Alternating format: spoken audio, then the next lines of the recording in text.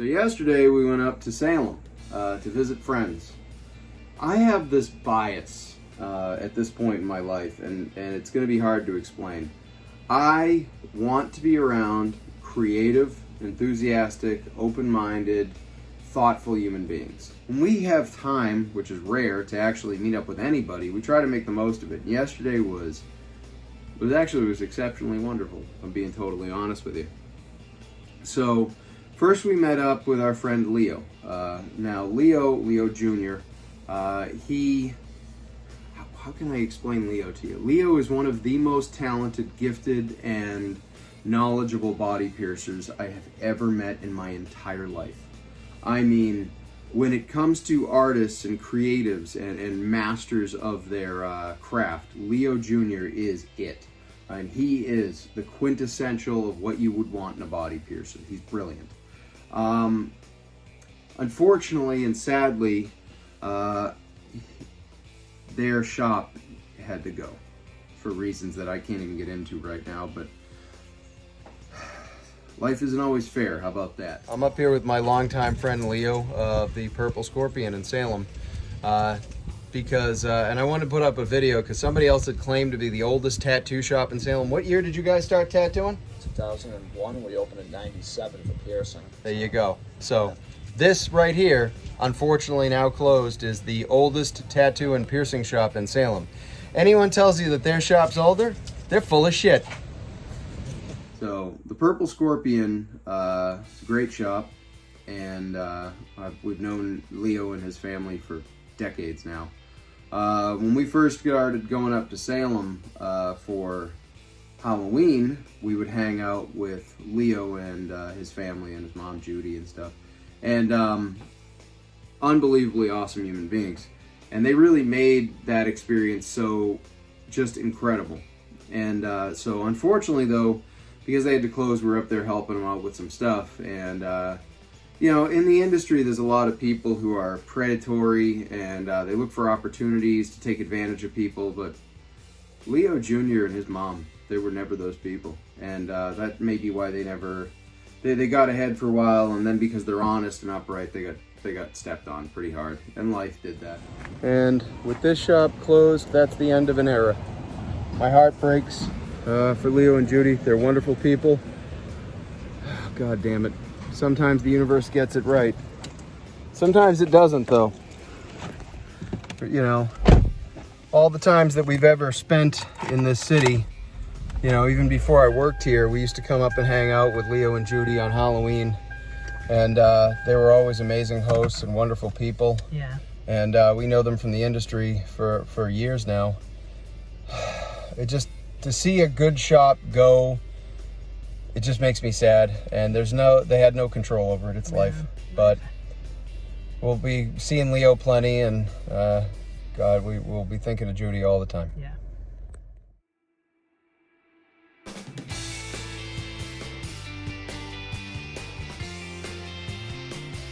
I'm not going to show the shop. I had taken some photos, but if I want to do right by Purple Scorpion, I'm not going to represent them if I'm not showing what it actually looked like at its epsilon, at its quintessence. It was really fantastic. So then we went over and we saw our friends Molly and Nathan. Nathan is a photographer and educator. He works at a local college. Brilliant human being, incredibly warm. Both of them are just incredibly warm and talented human beings.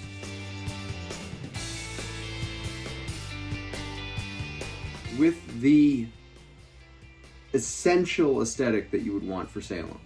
I mean, the fact that they now own a place in Salem actually does more for Salem than it does for them, in my opinion. When you think of Salem, these are the people you would think of.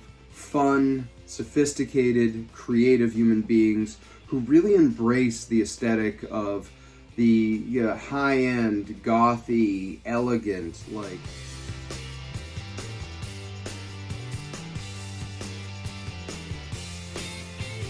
just amazing. And so we're very excited to see them. We got to see their place for the first time. Just I mean, come on. And it's always, again, it's nice to be around creatives. It's nice to be around open-minded people, and they fall into that category of like really thoughtful, creative, interesting human beings. They're not out for their own stuff. They're out to just be part of the experience that is life from their aspect. We think our friend Christina would meld with them really well. They're very similar aesthetic. Just wonderful, wonderful, wonderful people. And then we got to go out for a meal. We haven't done this since the beginning of March.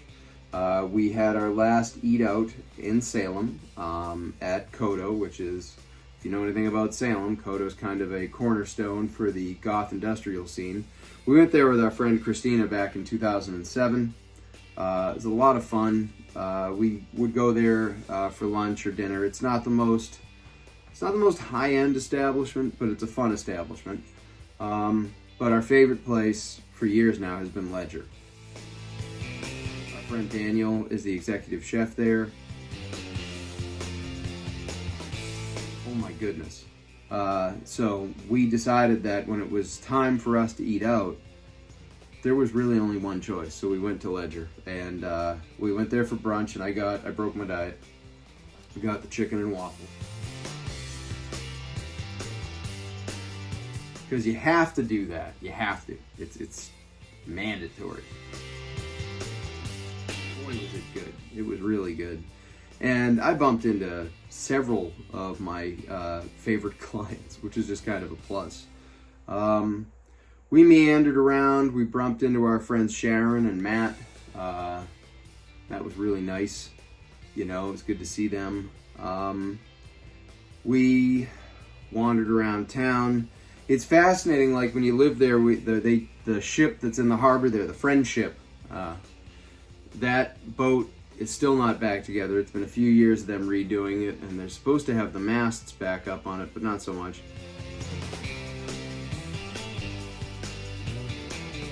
We got to see one of the art collectives that Nathan works with down near where the Purple Scorpion, well, now it's going to be formerly was. You know, I always think about, Salem, and people ask us about the farm. You know, you guys are going to do a farm. How are you going to run this? Well, we've been small business owners for years, and believe it or not, a lifetime of speaking English, but you wouldn't know it. And I think it's one of those things that it's not really complicated as long as you understand what expectations are. You know, we were talking to one of our friends yesterday, and they said that an employee for their restaurant had just gotten up and left after 2 years. In that situation, you can look at the restaurant, you look at the people who are involved, and you go, this restaurant's really high-end. That's not the restaurant, that's the person.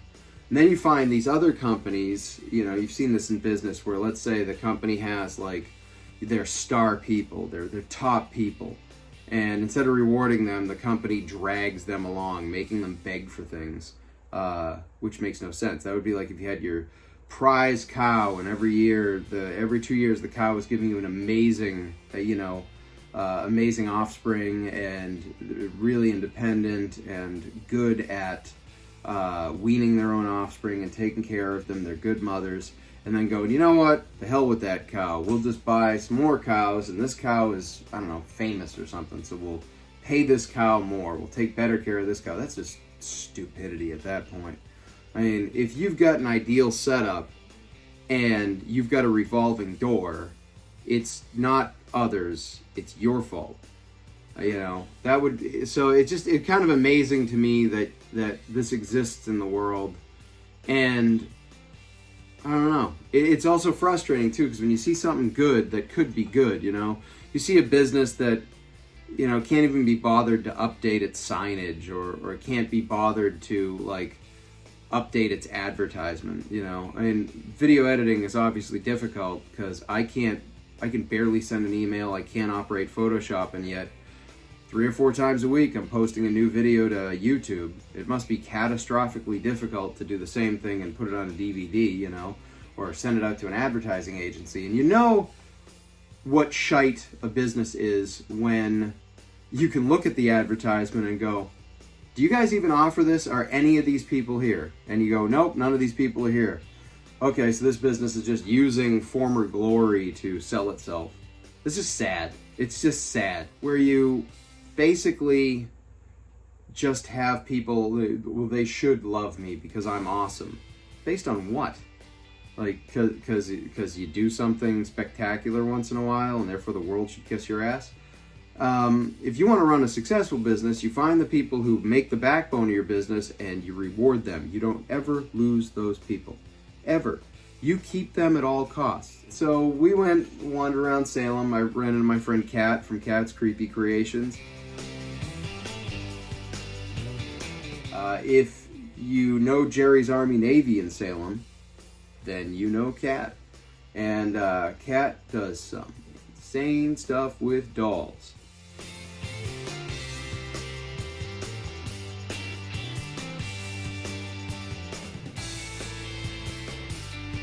Like stuff that'll keep you up indefinitely. Really, really cool, but kind of scary.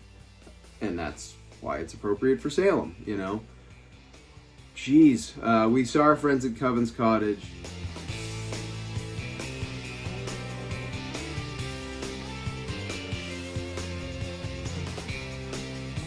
Still, in my mind, the greatest occult store in the history of occult stores. I mean, they really, it's not one of these, you know, ridiculous, flamboyant, you know, fly by the seat of your pants, I'm the grandest of all wizards nonsense.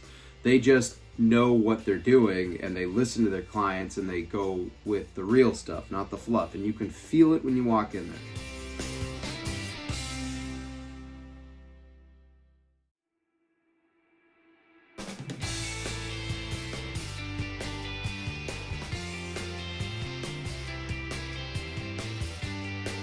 And we got to see them, Jim and Michelle. We didn't get to see Nikki. We did get to see Simon, though, and that was awesome.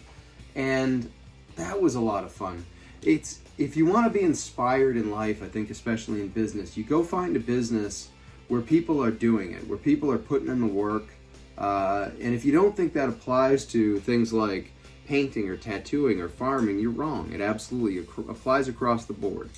And I love Coven's Cottage, not just because they're brilliant, not just because they carry great stuff, not just because they're personable human beings, but they enable and empower others to do the same through their business. So if you make a great product, our friends at Crow and Hound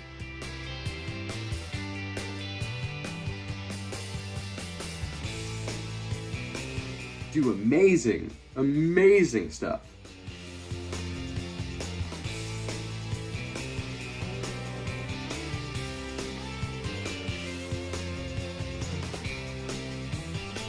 Now they sell through Coven's Cottage a lot. Why does that make sense? They both build something similar, although Coven's is like the mastery of getting that to people. So instead of trying to work around them, work with them. You know, that adds benefit, that adds volume, that adds a customer base to the business, it increases sales. This is the type of stuff we talk about in stacked system agriculture. If you're a reductionist, you're there hemming and hawing with people about, you know, pennies on the dollar. You're bitching about percentages while you're blowing opportunity for tens of thousands of dollars. That's a-hole behavior, if you don't mind the expression. Whereas Covens, they're smart. They go, hey, this person does this well, we want them to sell through us because they do it well. That brings in good for our store, that brings in good for them. That's smart. That's not reductionism, that's stacking systems. If you are somebody who's poor-minded, I don't know how else to say this. If you're penny wise and pound foolish, you argue with people about minimal percentages. You don't look at numbers. You know, if you've got a vendor that comes through your store and that vendor, that business is bringing in, like, I don't know, $160,000 gross a year, and the second vendor down from then works, you know, 30% more but brings in 20% less, you should be paying attention to those two vendors. Like, why would you bring in a vendor that makes $85,000 a year gross and then give them rights exceeding the other two? That is the kind of catastrophic, moronic, idiot behavior that people with giant egos who can't get out of their own way do. It's not the mark of a professional, logical human being. So it's nice to see covens do that stuff. I really do enjoy that, and we learn a lot from people like that and how to apply it to our business. You know, I've had people tell me, you can't make money painting.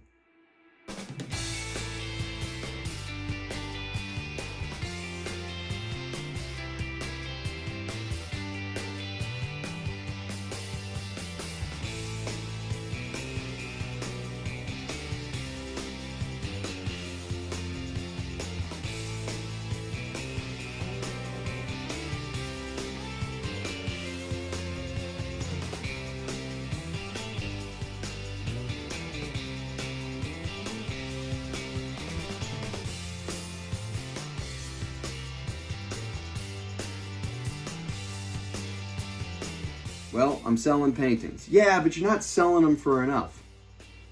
Well, how much are you selling yours for? You're not selling yours? Like, well, you were always going to sell it for this much? No. I'm investing in a part of my business. I learned a long time ago from my wife that successful people have more than one source of income. And you can only, after years of like grinding myself to bits tattooing, and bringing in a significant volume of money, but not being happy or inspired. You know, she pointed out, like, look, there's only so much creativity you have in a day. If you're spreading that thin, you're not turning out the best product. And as she's always said, and she's always been right about this, if you have other creative endeavors and you can use them to nurture, you know, other parts of your life, every single thing strengthens everything else and it gets better. You don't want someone who just grinds away at one thing forever. You want multiple avenues for inspiration and for income. So I started painting again. And in the past, all the times I had tried to paint, miserable failures. Could not pull it off. This time, I'm having success. Am I selling paintings for thousands of dollars? No. But that's not the objective, is it? The objective is to get art that I want to make to people who want to appreciate it. And if Joe Blow over here has, you know, an additional 50,000, but he doesn't see the value in my work, whatever. Someone else will buy it, you know? Someone else is buying it, and then maybe 10 years from now when Joe Blow's like, I want to have one of his pieces, I'm so important, you know, one of those nose in the air pricks. You literally can go, I'm going to sell this doofus the painting that I bought for $300 because he's going to pay me $5,000. Great, you just made money. You invested in art. You helped me. You helped yourself. Perfect. Like, well, what if that never happens? Well, you bought a piece of art that you enjoy, and that's why that's successful. Am I going to make money hand over fist? I have no idea. But I was also told when I was younger that you can't make money as a tattoo artist, and I was discouraged from doing it. And apparently you can make money as a tattoo artist. The same way I was discouraged from doing a lot of others. There's a way to work with these things that is maybe more abstract or different than what you're thinking, but if you're only given this as the narrative and you always work within that narrative, then you're going to do stupid things and you're going to miss out on opportunities. So thankfully, gentlemen, pay attention, I listened to my wife. And I started doing paintings and I started just sharing the information. Here's what I do. Sometimes people think it's interesting. Sometimes I'm sure they're like, yeah, he's doing what he does, whatever. Like, but you're not going to appeal to everybody. But you are going to appeal to some people. Is this clear? I mean, I think I'm saying it pretty straightforward. So while it's not bringing in tons of revenue, my painting is helping with our farm endeavor, you know. When my wife makes rune discs, they help us with our farm. When we learn about herbs, when we learn about growing things, we learn about animals, this just adds value to everything. Everything I learn about herbs and animals, I apply to painting. Everything that I know about balance in painting, I try to apply to other types of art, you know? I try to apply to life. Is it perfect? No. I had a friend of mine once teach a course on how Ben Franklin would accomplish his goals. And it's a 2-week alternating focus is what it is. Franklin knew, so he thought about things a little bit differently. This is why you want to surround yourself with creative, non-neurotypical people if you can, because they think about things very abstractly differently, and it could be very beneficial. frankly said, he said there was no way you could perfect your entire self all at once. It just doesn't work that way. People burn out. He said, so the thing he does is he'd focus 2 weeks on one thing. Like, not that that was the only thing he's doing, that was his main focus. So for 2 weeks, I'm going to work on handwriting. I'm not going to work on handwriting. But that's what Franklin would do. And then 2 weeks later, he's like, all right, I've worked on that, so I've raised the bar up a bit. You're going to lose some of it, but you're writing every day, so you're keeping some of your gains. 2 weeks after this, I'm going to work on, brewing beer, or, fermenting cabbage, or, building stone walls, or learning mosaics, or understanding the proper way to render down fat, or there's a whole list of things. Weaving, knitting, working on reintroducing ourselves to mathematics. It doesn't really matter. You spend 2 weeks on it. And then just endeavor to touch on it once in a while until you get to the next rotation. If you made yourself a list of 10 things and you spent 2 weeks on each one of them, by the time you came around to that first one again, X amount of cycles later, half a year later roughly, I know my math is off, but you know what I'm saying, work on math, you will notice improvements. It's gradual. That I think of as a version of what's called Deming's. Deming said incremental gains, small incremental gains, where there is movement to do so, make more sense than giant, abundant investitures with the hopes of a giant return. You do more with a little bit, and you do not screw the whole thing up just to fix a part of it. So if Deming was in charge of my painting operation, he would go, hey, paintings are good. I don't want to stop any of the painting stuff. But this surface is not as good. Or you are running out of X. Pigment, brushes need to be cleaned, whatever it is. He goes, I want you to just, with that part of your operation, I want you to shut that down temporarily and examine what's wrong with it. Let's focus our attention. Just take 5 minutes. Let's focus our attention on what's wrong right here. Don't keep doing stuff, but let the other stuff go. So if I'm got a painting drying, I'm not, nope, stop it, no more painting. I mean, I know it's drying, but, I got to produce more. Yeah, but your surface prep is wrong. So let the paint dry, literally, and give yourself 5 minutes to think about what's wrong with your surface prep. Once you fix the surface prep, you don't go out, I used to do this, but you don't go out and build 20 surfaces because you don't know when you're going to need them. And the investment in infrastructure and cost of materials just to do that, just to have those materials, as mine have, sat for over a decade waiting for paint, is, I think the term would be catastrophically stupid. Instead, I prep, I'm working through all the ones I've prepped, but I should be prepping only a few, and I should be prepping with an idea as to what those are going to be. And that starts with, what's the demand? I want to do gigantic paintings. There's a problem with that, though. I don't have the income to justify doing gigantic paintings. They take a lot of time, and the return on investment isn't so good. But if I do smaller paintings, a little bit faster, I get a good return on investment. Well, why would I want to do that if I want to do big paintings? Because eventually I will have the demand to do a couple big paintings. And then eventually people will go, oh, he does some really big stuff, that's good. Immediately upon this largest painting that I've done recently, it's very large, I think it's like 18 by 36, not 18 by 36, it's like 14 by 36, it's a very long shaped piece. I'll have to get the actual measurements so I know what I'm talking about.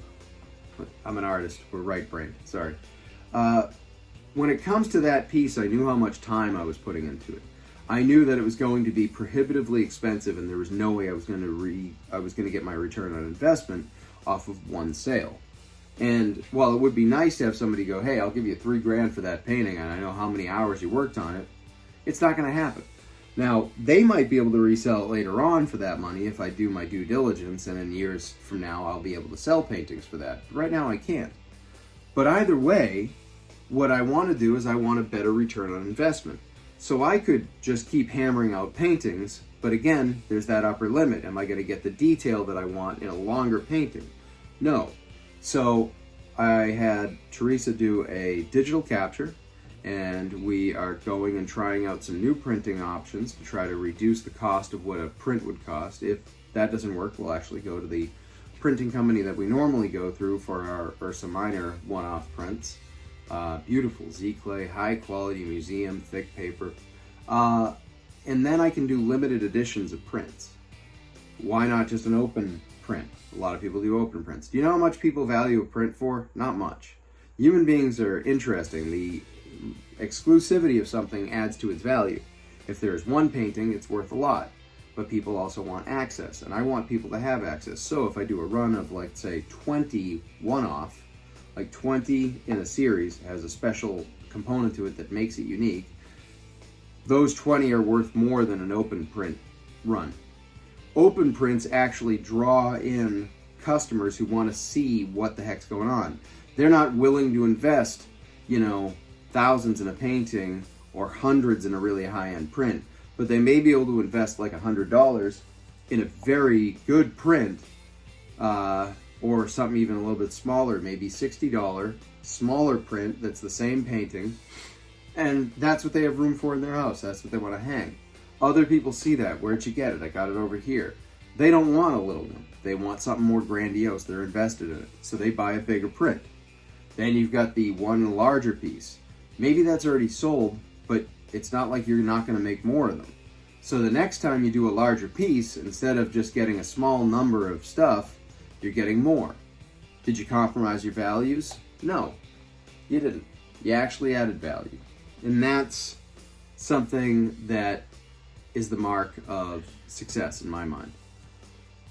As a creative, and I think this is true for anybody in business, business owners should learn how to be around creatives and listen to their ideas no matter how wild they are, because no matter how abstract or weird the ideas of a creative are, they are more than you thought of. And that's true. They may not have the right idea at the moment, but maybe they have insight into something that could make the world work better. And you learn about different non-neurotypical minds. You learn about new approaches to things. So for that, yesterday had its abundance, and all the people we ran into was so just worthwhile. As a creative, as a human being, you owe it to yourself to take time and go find those people who inspire you, who get you to think outside the box, people who do the things right. Learn from that and apply it to your own life. As I do more of this in my own life, I find more joy and more happiness. Will it transfer to a farm? That's the intention. But even if that just becomes a place that's a hobby and it backfires horribly and I just make my own food and I'm happy living with nature, what a travesty that would be. What a terrible failure of business. Even then I've succeeded because I worked into my equation the minimal requirements necessary for success, and then I balanced them against what my other needs were, so I can step forward with clarity and understanding. And if you think that's important in business, it is even more important in everyday life. Take care of each other. Peace.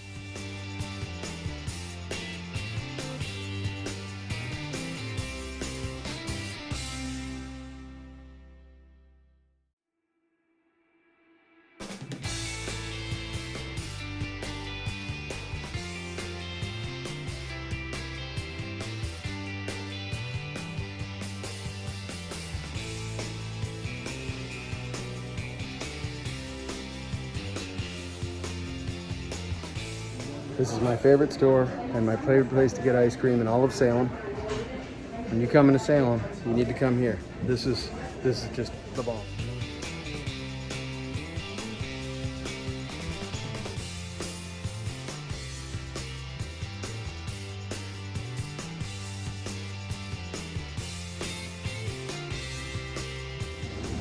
And it's a great ice cream shop.